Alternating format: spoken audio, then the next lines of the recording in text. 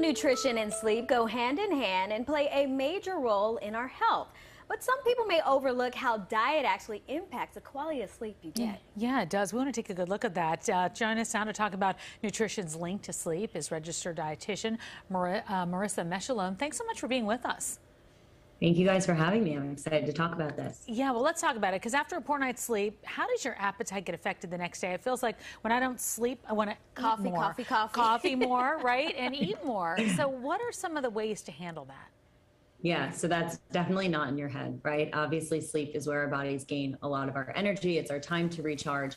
And if we are not getting a good night's sleep, our bodies are actually going to crave energy through food the following day. So what happens is we actually have this hormone called ghrelin that tells our bodies that we're hungry, right? Okay. So on the day following a poor night's sleep, ghrelin actually increases and we feel this intense craving for way more food, and specifically carbs and sugar. You know, carbs are our body's preferred fuel source, meaning it's really easy for our brains to take that energy from carbs and use it for energy for our bodies. So the day following a poor night's sleep, a lot of us tend to be a lot hungrier and lean a lot heavier on those fast, quick, sugary carbs. So the best thing, It makes sense that you didn't get your refuel by sleeping, right, that now you're trying to get it by whatever you're eating or drinking. So let's talk about that late night snacking. How can that affect your sleep? And if you're hungry at night, should you be eating something before bed? Yeah, that's a really great question. So the amount of sugar we intake on a regular day can actually, you know, if we're eating a ton of added sugar throughout the day, that can actually disrupt our quality of sleep in general. But specifically, eating a ton of sugar right before bed can make it really hard on our bodies to get that adequate amount of sleep.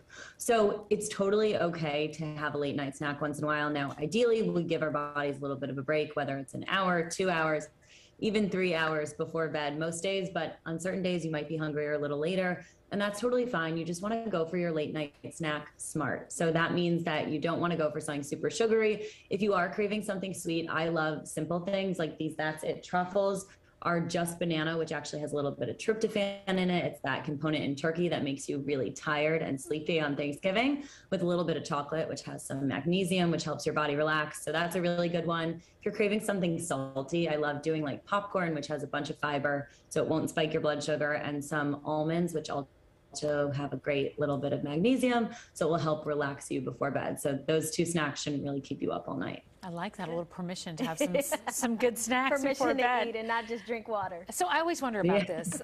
Recommended supplements to take that can help you get a better night's sleep. Yeah, there's always a time and a place for supplements. I think, you know, food first, but supplements can definitely help us. And obviously, before taking anything, you always want to check with your own doctor. But I kind of have three favorites. The first is this magnesium glycinate I have here. It's basically our most absorbable form of magnesium, and what it does is it helps relax our body and mind, so it helps get you ready for that good night's sleep.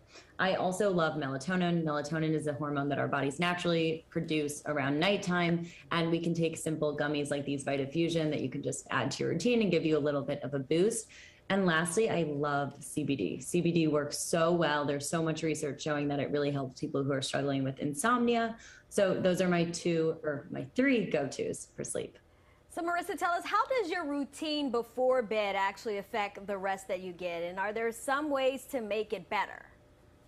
Definitely. So what we do before bed can have a big impact on your body's ability to fall asleep and actually stay asleep and stay rested. You know, since we know that lack of sleep can really impact our nutrition, I'm always talking to clients about quote unquote good sleep hygiene.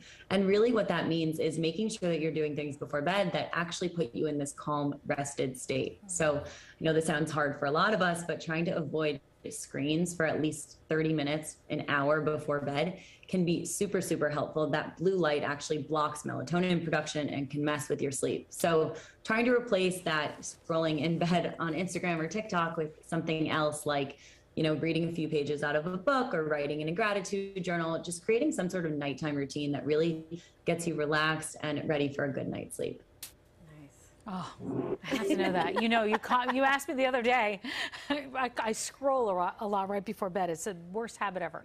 All right, Marissa, thank you so much for joining us, especially during this week, and sharing these tips with us this afternoon. Yeah, thank you guys for having me. All right.